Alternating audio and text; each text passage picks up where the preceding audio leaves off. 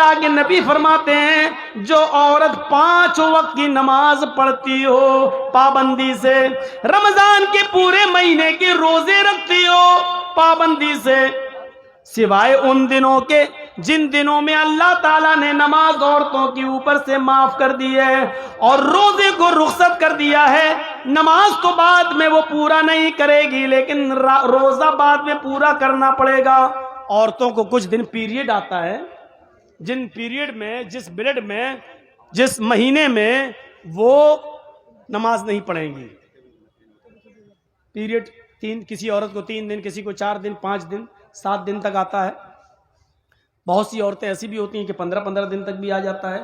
تو میں اس طرح نہیں، جتنے دن جو اس کی عادت ہے، 3 دن، 4 دن، 5 دن، 6 دن، عام طور پہ 4-5 دن ہوتا ہے۔ تو میرے بھائیوں اتنے دن عورتیں نماز نہیں پڑھیں گی، نماز ہی معاف ہے، جبکہ نماز کسی حال میں معاف نہیں ہے، لیکن عورتوں کے اوپر سے اتنے دن کی نماز معاف ہے۔ یہ بعد میں جب وہ پاک ہو جائیں گی، نہا لیں گی، دھو لیں گی، تو یہ چھوٹی ہوئی نمازیں وہ نہیں دہرائیں گی، ان کو دوبارہ نہیں پڑھنا ہے، جو چھوٹ گئی معاف۔ اور روزے کے مہینے میں اگر ان کو پیریڈ شروع ہو جائے، جیسے مان لیجئے آپ کے یہاں 5:30 پر، ایک مثال دے رہا ہوں، مت کہیے گا کہ مولانا صاحب 5:30 نے ہمارے یہاں تو 6 پہ ہو رہا ہے، مثال مت دیجیے گا، ایک مثال دے رہا ہوں، 5:30 بجے اگر آپ کے یہاں روزہ افطار ہوتا ہے، 5:30 پہ ٹائم ہے، اور کسی عورت کو 5:25 پر مہینہ شروع ہو گیا، پیریڈ شروع ہو گیا، تو یہ روزہ پورا کا پورا اس کا جوڑا نہیں جائے گا، روزہ ختم۔ صبح 5 منٹ پہلے اس کو پیریڈ آ گیا، 5 منٹ چھوڑو، 2 منٹ پہلے آ گیا، 1 منٹ پہلے آ گیا، 5:30 ٹائم ہے، 5:29 پہ آ گیا اس کو پیریڈ، تو یہ پورا کا پورا روزہ اس کا شمار نہیں ہوگا، یہ روزہ اس کو نہیں جوڑنا ہے، اس کو بعد میں پورا کرے گی اور اس کے بعد جتنے چھوٹ جائیں گے اس کو، لیکن صبح سے شام تک جو بھوکی پیاسی رہی اس کا ثواب اللہ اس کو دے گا، ایسا نہیں کہ اس کو محروم کر دے گا، ثواب ملے گا اس کو، لیکن روزہ نہیں جوڑا جائے گا، روزہ بعد میں پورا کرے گی، اور جتنے روزے چھوٹیں گے اس کے علاوہ وہ بھی۔ تو جو عورت 5 وقت کی نماز پڑھتی ہو اور رمضان کے پورے مہینے کے روزے رکھتی ہو، وہ احسنت فرجہ، اور اپنی شرمگاہ کی حفاظت کرتی ہو، شرمگاہ کی، میں نے بتا دیا شرمگاہ کی حفاظت کے 2 معنی، ایک تو یہ ہے کہ کوئی عورت اپنے شوہر کے علاوہ کسی اور کی طرف نظر نہ ڈالے، کسی عورت کسی دوسرے کی شرمگاہ کو حاصل نہ کرے، اور شرمگاہ کا ایک دوسرا معنی حفاظت کا، موٹے کپڑے، گاڑھے کپڑے، ڈھیلے ڈھالے کپڑے وہ اپنے جسم پر پہنے جس سے اس کے جسم کا نشیب و فراز اور اتار چڑھاؤ دکھائی نہ دے۔ وَأَطَاعَتْ بَعْلَهَا، اور اپنے شوہر کی اطاعت کرتی ہو۔ شوہر کی اطاعت میں بہت سی چیزیں شامل ہیں، شوہر کی اطاعت میں ایک بات یاد رکھیے گا، آپ کسی عورت سے نکاح کر کے اپنے گھر لائے، آپ اپنے کپڑے بیوی کو دے دیجئے اور بیوی آپ کے کپڑے دھل دے گی، آپ کے لیے کھانا وانا پکا دے گی، آپ کے سر میں تیل ڈال دے گی، یہ ذمہ داری ہے عورت کی۔ حضرت عائشہ اللہ کے نبی صلی اللہ علیہ وسلم کے سر میں تیل اس وقت بھی ڈالتی تھی جب اللہ کے رسول اعتکاف میں بیٹھتے تھے اور اپنا سر حجرے میں کر لیتے تھے، تو حضرت عائشہ اللہ کے رسول کے سر میں روزے کی حالت میں بھی تیل ڈال دیتی تھیں، کنگھی کر دیتی تھیں، وضو کے لیے پانی بھر کے دے دیتی تھیں، غسل کے لیے پانی غسل خانے میں یا کہیں جہاں نہاتے تھے وہاں رکھ دیا کرتی تھیں۔ پتہ یہ چلا کہ کنگھی کر دینا، شوہر کے سر میں تیل ڈال دینا، شوہر کے لیے پانی گرم کر دینا یا پانی غسل خانے میں رکھ دینا، ٹاول وغیرہ رکھ دینا، لنگی وغیرہ رکھ دینا کہ نہا کر میرے ہسبینڈ چینج کریں گے، یہ ساری چیزیں عورت کی ذمہ داری میں شامل ہیں اور شوہر کی اطاعت میں شامل ہیں۔ لیکن اس کے بعد اس کے علاوہ اب آپ چاہیں کہ میرے کپڑے کے ساتھ ساتھ میری اماں کے بھی کپڑے دھوئے، میرے باپ کے بھی کپڑے دھوئے، میری بہنوں کے بھی کپڑے دھوئے، اور میرے جتنے بھائی ہیں ان کے بھی کپڑے دھوئے، تو معاف کیجئے گا وہ آپ کی بیوی ہے، آپ کی نوکرانی نہیں ہے، شریعت نے اس کو اس بات کا مکلف نہیں کیا ہے۔ پیار سے چاہو تو کچھ بھی کام لے لو عورت سے، لیکن اگر آپ حکم چلا کر لو گے تو سن لو، شریعت نے ससुर के कपड़े धोना औरत पर की जिम्मेदारी में शामिल नहीं किया है, सास के कपड़े धोना जिम्मेदारी में शामिल नहीं किया है। वो तुम्हारे बच्चे को दूध पिला देती है, ये भी बहुत बड़ी बात है। अगर वो चाहे तो तुमसे दूध पिलाने का पैसा भी ले सकती है। बेटा तुम्हारा, बच्चा तुम्हारा, हम दूध पिला रहे हैं तो हमें पैसा दो, इतना महीना दो, और आपको देना पड़ेगा। याद रखना, मोमिन की पहचान ये है कि वो अपनी जबान का पक्का रहता है। वल्लदीना हुम लिअमानातिहिम व अहदिहिम राऊन। लिस्ट गिनते जाइए जो नमाज के पाबंद रहते हैं, खुशू खुजू बरतते हैं, लग़वियात से दूर रहते हैं, ज़कात की पाबंदी से अदायगी करते हैं, शर्मगाह की हिफाजत करते हैं, अमानतों का ख्याल रखते हैं और वादे पर कायम रहते हैं, अहदो पैमान जो पूरा अहदो पैमान पर पूरा उतरते हैं। इसके बाद एक चीज और, वल्लदीना हुम अला सलातिहिम युहाफिजून, और जो अपनी नमाजों की हिफाजत करते हैं। ये लिस्ट में ये चीज भी शामिल है, नमाजों की हिफाजत। एक तो ये हुआ कि कोई मैच आ रहा है, चलो देख लें, बाद में पढ़ लेंगे। जोहर निकल गई, 3 बजे मैच खत्म हुआ, अब पढ़ रहे हैं जोहर, जानबूझ कर टाइम निकाला आपने। मुस्नद अहमद के अंदर अनस इब्न मालिक का एक वाक़या नकल किया गया है। उमर इब्न अब्दुल अजीज के जमाने में हजरत अनस इब्न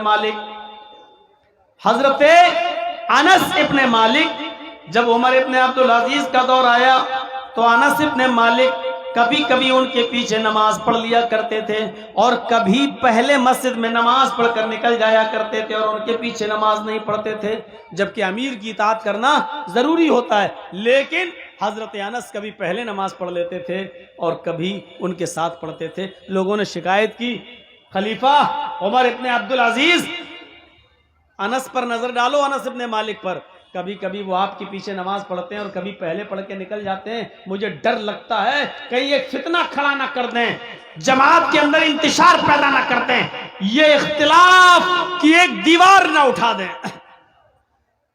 उमर इब्न अब्दुल अजीज ने हजरत अनस को बुलाया और हजरत अनस को बुलाने के बाद उनसे पूछा, कभी मैं तुम्हें मस्जिद में अपने पीछे नमाज पढ़ते हुए देखता हूं और कभी देखता हूं कि तुम मुझसे पहले भी नमाज पढ़ के निकल जाते हो, कभी कभी तुम मेरे पीछे नमाज नहीं पढ़ते हो, तुम्हारे दिल में क्या वो मैं जानना चाहता हूं। आखिर पहले नमाज पढ़ने का क्या मकसद है जब नमाज होना ही होती है, और मुझे नमाज पढ़ाना है तो मेरे पीछे न पढ़ के तुम पहले नमाज पढ़ के क्यों निकल जाते हो। तो अनस इब्न मालिक ने जो जवाब दिया उसको गौर से सुनिए, मुस्नद अहमद की जिल्द 6 के अंदर ये आज तक लिखा हुआ है।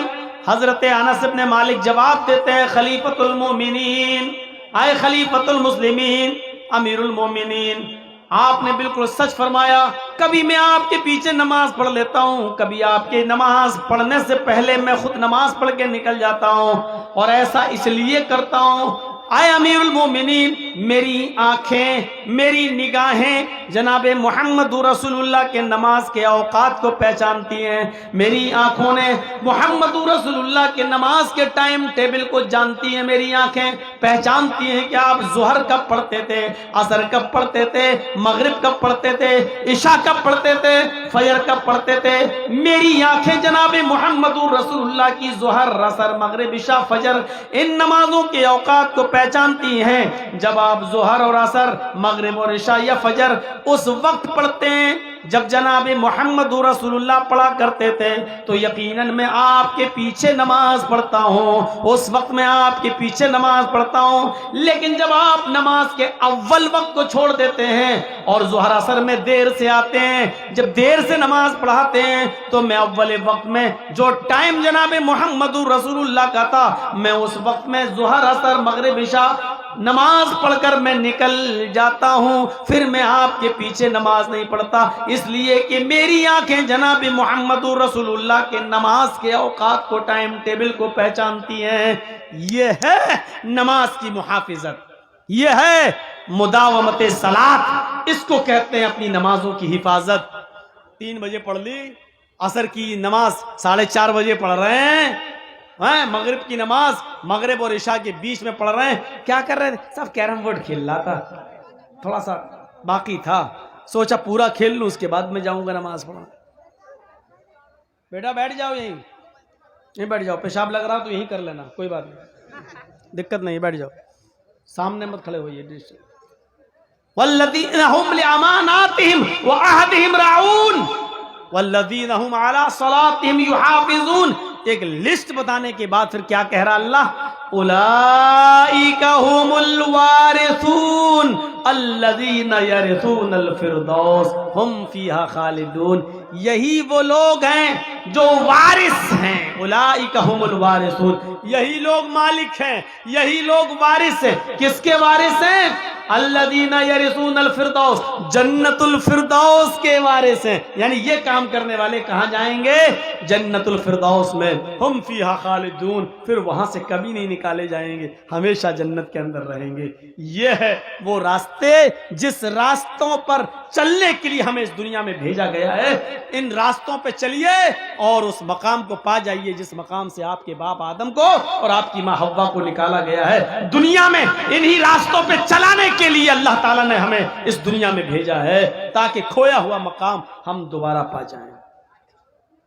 18,000 کا 20,000 کا اینڈرائڈ موبائل لے کر الٹی سیدھی چیزیں دیکھ کر جہنم تو خرید رہے ہیں، یعنی جہنم، اور وہ بھی پیسہ دے دے کر ہم جا رہے ہیں، پیسہ خرچ بھی کر رہے ہیں جہنم میں جانے کے لیے، لیکن جنت بنا پیسوں کے مل رہی ہے، لیکن ہم اس جنت کی طرف نہیں لپکتے ہیں۔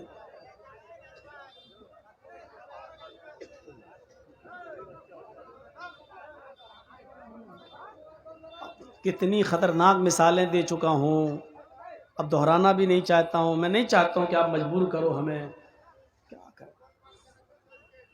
نہیں، ابھی تک میں نے دیکھا باہر یہ اپنے بچوں کو بیلون دلا رہے تھے، جلیبی خرید رہے تھے، اور جیسے ہی جرجی صاحب آئے تو اب سوچیں گے آگے بیٹھ جائیں گے، آگے۔ یہ بھی کم نہیں ہے، اب کم کیا، اب بول نہیں پا رہا ہوں، نہیں تو مائک میں بول دوں گا ابھی تو یوٹیوب، اور یہ لوگ اسی کو کٹ کر لیں گے، دیکھو مولانا جرجیز کیا بولے، تو اتنے حصے کو ڈال دیں گے۔ ہمیں ان سے زیادہ ڈر لگتا ہے چینل والوں سے۔ بھیا تھوڑا سا ادھر آ جاؤ، ایسے ہو جاؤ، ان کو بھی دیکھنے دو جو لوگ بیٹھے ہوئے ہیں۔ ویسے بھی اتنا آپ ہی لوگوں کی نظر لگی ہے میرے اوپر جو اتنا موٹا ہوں، دیکھ رہے ہو۔ یہ جنت کے راستے جو فری میں مل رہے ہیں، دیکھیے جنت کتنی آسان ہے۔ من قال لا الہ الا اللہ دخل الجنہ، لیجئے، جس نے کہا لا الہ الا اللہ وہ جنت میں جائے گا۔ کتنا پیسہ خرچ ہو رہا ہے، اڑتے بیٹھتے چلتے پھرتے لا الہ الا اللہ پڑھنے میں، ہمیں کیا لگ رہا ہے؟ جنت مل رہی ہے، بیٹھے بیٹھے مل رہی ہے، لیکن نہیں چاہیے۔ اچھا لا الہ الا اللہ کہہ دینے سے جنت مل جائے گی؟ تب تو مہاتما گاندھی بھی کہتا تھا، امبیڈکر بھی کہتے تھے، اس لیے شرط لگا دی بخاری میں، من قال لا الہ الا اللہ صدقا للقلب دخل الجنہ، جس نے لا الہ الا اللہ کا صدق دل سے، دل کی گہرائی سے، سچے دل سے، لا الہ الا اللہ کا معنی کیا؟ اللہ کے علاوہ کوئی معبود نہیں، جس نے دل سے مانا کہ اللہ کے علاوہ کوئی معبود نہیں، اور دل سے اس بات کی گواہی دی، اور دل سے جو گواہی دے گا وہ کبھی پلٹے گا نہیں، ہمیشہ اللہ ہی کی عبادت کرے گا۔ توحید کا معاملہ کوئی کرانہ مرچنٹ کی دکان نہیں ہے، نیتا لوگوں کی دکان نہیں ہے۔ مسلمانوں کے اسٹیج پہ آئے تو ٹوپی لگا لی، مندر میں پہنچ گئے تو ٹیکا لگا لیا۔ یہ توحید ہے، توحید۔ یہاں آپ کو صرف ایک اللہ ہی کے سامنے اپنا سر جھکانا پڑے گا، صدق دل سے۔ جس نے کہا لا الہ الا اللہ، اللہ کے علاوہ کوئی معبود نہیں، وہ جنت میں جائے گا۔ ایک حدیث کے اندر اللہ کے نبی نے فرمایا، من مات لا یشرک باللہ شیئا دخل الجنہ، جو اس حال میں مرا کہ وہ اللہ کے ساتھ کسی کو شریک نہیں کرتا تھا، وہ جنت کے اندر جائے گا۔ یعنی مرتے دم تک وہ کسی غیر کے پاس آستانے پہ نہیں جاتا تھا۔ مسجد میں آیا تو کہا ایاک نعبد و ایاک نستعین، اللہ تیری ہی عبادت کرتے ہیں اور تجھ سے ہی مدد طلب کرتے ہیں۔ ابھی مسجد میں کہا اس نے، گھر پہ گیا تو بیوی بولی 4 سال شادی کو ہو گیا، ابھی تک بچہ نہیں ہو رہا، دیکھو ہماری پڑوسن فلاں بابا کے پاس گئی تھی، دیکھو بچہ ہو گیا۔ چلو مسجد میں جا جا کے تھک گئے ہو، اب ایک بار ارے ہماری پڑوسن جس بابا کے پاس گئی تھی اسی کے پاس ہم بھی چلتے ہیں۔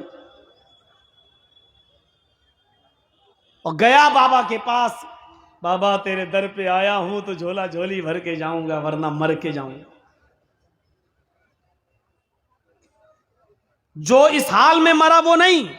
اللہ بھی راضی رہے، رحمان بھی، اور خوش رہے شیطان بھی، یہ نہیں چلے گا.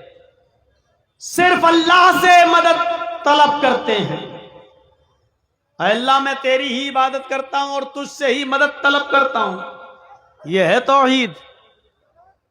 ایک صحابی اللہ کے نبی کے پاس آئے، بدوی تھے، عرابی تھے، دیہاتی تھے، کہ اللہ کے نبی میں دور سے آیا ہوں اور دور جانا ہے، اپنا کام ہو گیا، سوچا جاتے وقت آپ سے مل لوں. اے اللہ کے رسول مجھے سورج کے غروب ہونے سے پہلے پہلے اپنے گھر پہنچنا ہے، کیونکہ جنگل میں خطرہ ہے، جنگلوں سے گزروں گا. اگر سورج غروب ہو گیا اور سورج غروب ہونے سے پہلے اگر میں گھر پہ نہیں پہنچا تو جنگل کے خطرناک جانوروں کا ڈر ہے کہیں وہ ہمیں پھاڑ نہ دیں، چیر نہ دیں. اس لیے میں جا رہا ہوں اپنے گھر کی طرف. مجھے مختصر نصیحت کر دیجئے، کوئی ایسی چیز بتا دیجئے جس پر میں عمل کر لوں. اب اللہ کے رسول کی عقل مندی دیکھیے. آپ نے سوچا کہ آدمی دور جائے گا، سورج ڈوبنے سے پہلے پہلے گھر پہنچنا ہے. اب وہ مولانا جرجیز کی طرح 2-2.5-3 گھنٹے کی تقریر نہیں کر رہے ہیں اللہ کے رسول اس کے سامنے. ارے اتنی دور سے آئے تو بیٹھو بیٹھو. سب سے زیادہ شاعر لوگ جو ہوتے ہیں وہ پکاتے ہیں لوگوں کو. وہ سمجھتے جیسے ہم فالتو ہیں ایسے یہ بھی فالتو ہے. اب وہ جانا چاہ رہا، بیٹھو بیٹھو ایک شعر اور سن لو میرا. اب وہ شعر سنا رہا، اب وہ تعریف تھوڑا سا کر دیا، ماشاءاللہ شعر بہت اچھا، واہ واہ کیا بات. ارے بیٹھو یار، ایسے تو ہمارے پاس 10-15 شعر ہیں. اور سنا رہا ہے. ارے سنو بیٹھو یار، چائے پلا کے 2 چائے دینا ملائی مار کے. چائے بھی پلا رہا، شعر بھی سنا رہا. اللہ کے رسول نے کوئی ایسا کام نہیں کیا. جانتے ہیں دانش مند ہیں، عقل مند ہیں، مصلحت کا تقاضا ہے، اس وقت اس کو گھر جانا ہے، سورج ڈوبنے سے پہلے گھر پہنچنا ہے، اور کہہ رہا ہے کہ اللہ کے رسول مجھے کچھ نصیحت کر دیجئے. تو آپ نے اتنی مختصر نصیحت کر کے اس کو رخصت کر دیا کہ آپ دنگ رہ جائیں گے. اللہ کے نبی نے کہا تم جا رہے ہو جاؤ، اللہ کرے کہ تم شام سے پہلے، سورج ڈوبنے سے پہلے خیر و عافیت کے ساتھ گھر پہنچ جاؤ. لیکن راستے میں یاد رکھنا ایک ہی نصیحت تو میں کر رہا ہوں، اذا سألت فاسأل اللہ واذا استعنت فاستعن باللہ. جب سوال کرنے کی ضرورت آ جائے تو صرف اللہ سے سوال کرنا، اور جب کوئی چیز مانگنے کی اور مدد طلب کرنے کی ضرورت آ جائے تو صرف ایک اللہ سے مدد طلب کرنا. حدیث کی دوسری کتابوں میں لکھا ہے اگر جوتے کا تسمہ بھی ٹوٹ جائے، جوتے کا تلوا بھی اگر ٹوٹ جائے تو وہ بھی ایک اللہ سے مانگنا، کسی غیر کے سامنے ہاتھ مت پھیلانا. یہ مختصر نصیحت کر کے اللہ کے رسول نے اس کو رخصت کر دیا. تو مماتا لا یشرک باللہ شیئا، جو اس حال میں مرا کہ وہ اللہ کے ساتھ کسی کو شریک نہیں کرتا تھا تو وہ جنت کے اندر جائے گا. یہ جنت میں جانے کے راستے ہیں، کتنا پیسہ خرچ ہو رہا ہے. من کان آخر کلامی لا الہ الا اللہ دخل الجنہ، جس کی زبان سے آخری جملہ نکلا لا الہ الا اللہ اور نکلتے ہی وہ مر گیا، یعنی اس مرض الموت میں مبتلا ہے اور آخری جملہ مرنے سے پہلے اس کی زبان سے نکلا لا الہ الا اللہ، ہو گیا. لا الہ الا اللہ کہنے کے بعد اس کو ایکسپائر ہو گیا، ڈیتھ ہو گئی، اس کی انتقال کر گیا. تو اللہ کے نبی فرماتے ہیں کہ لا الہ الا اللہ پر اس کا انتقال ہوا، اس کی زبان سے آخری جملہ لا الہ الا اللہ نکلا، دخل الجنہ. وہ کہاں جائے گا؟ جنت کے اندر داخل ہو. یہ راستے ہیں جنت میں جانے کے جن کے لیے ہم بھیجے گئے اس دنیا میں. ان راستوں پہ چلو. اللہ کے نبی مسجد نبوی میں بیٹھے ہوئے ہیں، آپ کے ساتھ چند صحابہ ہیں، اور آپ نے ایک اشارہ کیا اور اندر چلے گئے حجرے میں. آپ نے فرمایا میری امت میں سے 70,000 افراد ایسے ہیں جو بغیر حساب و کتاب کے جنت کے اندر داخل ہوں گے. میری امت میں 70,000 افراد ایسے ہیں جو بغیر حساب و کتاب کے جنت میں جائیں گے. اللہ ان سے کوئی حساب و کتاب نہیں لے گا، ان کی شکلیں دیکھے گا اور فرشتوں کو حکم دے گا او فرشتوں ان کو جنت میں لے جاؤ، فرشتوں ان کو جنت میں داخل کر دو. ان سے حساب و کتاب نہیں لیا جائے گا. یہ کہہ کر اللہ کے رسول حجرے میں چلے گئے. صحابہ آپس میں سوچنے لگے پتہ نہیں کون لوگ جنتی ہوں گے، ہم ہوئے کہ نہیں ہوئے. ارے ان خوش نصیبوں میں 70,000 لوگوں میں میرا شمار ہوگا کہ نہیں. یہ تو شاید ان لوگوں کے بارے میں آیا ہے جو اسلام کی حالت میں پیدا ہوئے ہوں گے اور اسلام ہی پر جن کا انتقال ہوا ہوگا. ہم تو پہلے کافر تھے، بعد میں اسلام لائے ہیں، اس لیے ہم لوگ اس میں شامل نہیں. تھوڑی دیر کے بعد جب اللہ کے نبی حجرے سے نکل کے آئے تو آپ نے فرمایا شاید تم لوگ کنفیوز ہو، شبے میں ہو، ڈاؤٹ فل، پتہ نہیں کون جنت میں جائے گا. 70,000 لوگ کون ہوں گے جو بغیر حساب و کتاب کے جنت میں جائیں گے؟ صحابہ نے کہا اللہ کے رسول ہم لوگ کنفیوز ہیں، پتہ نہیں ان میں ہم ہیں کہ نہیں ہیں، اس لیے ہم لوگوں کو شک ہے. تو اللہ کے نبی نے کہا سنو، یہ 70,000 لوگ جو بغیر حساب و کتاب کے جنت میں جائیں گے کون ہوں گے؟ نوجوانوں ذرا سوچنا ہے، جو اللہ کے رسول نے پہچان بتائی ہے جنت میں بغیر حساب و کتاب کی جانے والے لوگوں کی، کیا ان میں ہم ہیں؟ اللہ کے نبی نے فرمایا میں تمہارا کنفیوژن دور کرتا ہوں. پہلا شخص کون ہوگا، دوسرا کون ہوگا، تیسرا کون ہوگا، چوتھا کون ہوگا؟ اللہ کے نبی فرماتے ہیں کہ بغیر حساب و کتاب کے جنت میں جانے والے لوگوں میں پہلا آدمی ہوگا الذین ہم لا یتطیرون ولا یقطعون ولا یسترقون وعلی ربہم یتوکلون. بخاری شریف کی حدیث کے الفاظ ہیں. اللہ کے نبی فرماتے ہیں پہلا شخص وہ ہوگا جنت میں جانے والوں میں جس کا کوئی حساب و کتاب نہیں لیا جائے گا. الذین ہم لا یتطیرون، جو بدشگونی نہیں لیتا ہوگا، برا فال نہیں لیتا ہوگا. بدشگونی جانتے ہیں؟ آج کون سا دن ہے؟ منگل. ہم نے کوئی کام کیا بدھ سے لے کر سوموار تک، بہت پروفٹ ہوا، میرا کاروبار خوب کامیاب ہوا، لیکن جیسے ہی منگل کا دن آیا مجھے 1,00,000-2,00,000 کا نقصان ہو گیا. چلو کاروبار ہے، کبھی گھاٹا کبھی نقصان لگتا ہے. پھر ہم نے بدھ سے کام شروع کیا، پھر سوموار تک بہت فائدہ ہوا، پھر دوسرا منگل آیا، پھر 1,00,000-2,00,000 کا نقصان ہو گیا. یہ مائک آواز کیوں کر رہا سیٹی والا؟ بھیا اتنا تو خیال رکھو، جب مائک ہی نہیں چلے گا تو پھر کیا ہوگا؟ مائک کو اب بتائیے، ان لوگوں کی وجہ سے بہت دقت ہوتی ہے. دیکھیے کہ یہ کیسا لگ رہا ہے، لگ رہا ہے جیسے عورتوں کے جو بال ہوتے نہیں ہیں بالکل الجھے ہوئے، بالکل ایسا لگ رہا ہے. چلیے ٹھیک ہے جی، آپ کا کوئی پھر نقصان ہو گیا. اب دیکھ رہے ہیں یہ ہے. تو بدشگونی. پھر کام شروع کیا، تیسرا منگل آیا، پھر 1,00,000-2,00,000 کا نقصان.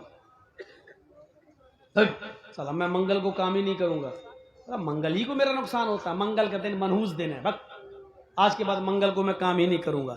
اب ہم پورا ہفتہ کام کرتے ہیں، صرف منگل چھوڑ دیتے ہیں. یہ ہے بدشگونی. نہیں منگل نہیں آج نہیں کریں، کیوں؟ نقصان ہو جائے گا. یہ ہے بدشگونی. جرجی صاحب کسی گاڑی کے ڈرائیور کے پاس بیٹھے ہوئے ہیں، لے کے جا رہا ہے، جلسے میں جانا ہے، رات بھر جاگے ہیں، نیند آ رہی، سو رہے ہیں گاڑی میں. اس نے اچانک بریک مارے، بہت تیز، گرے. بھائی اتنی تیز بریک کیوں لیتا؟ بھائی کیا ہوا؟ وہ بلی راستہ کاٹ گئی. کیا ہوا؟ 2 منٹ کے بعد چلیں گے صاحب، ابھی نہیں جائیں گے. کیوں؟ بلی راستہ کاٹ گئی. ارے کچھ نہیں ہوتا، چلو نا. اے مولانا صاحب اپنا ملا مولوی تو اپنے پاس رکھو، ہم تو 2 منٹ کے بعد ہی چلیں گے، ابھی نہیں جائیں گے. بلی راستہ کاٹ گئی، الٹی طرف سے کاٹی ہے، بہت خطرناک ہوتا ہے. ہم نے کہا بے کبھی نیتاؤں کے سامنے سے گزرے ہو؟ کہتا ہاں. تو ہم نے کہا گاڑی تب روکنا چاہیے تھی تمہیں، یہ تو بلی اللہ کی مخلوق ہے بیچاری، اس سے وہ اتنی منحوس ہو گئی.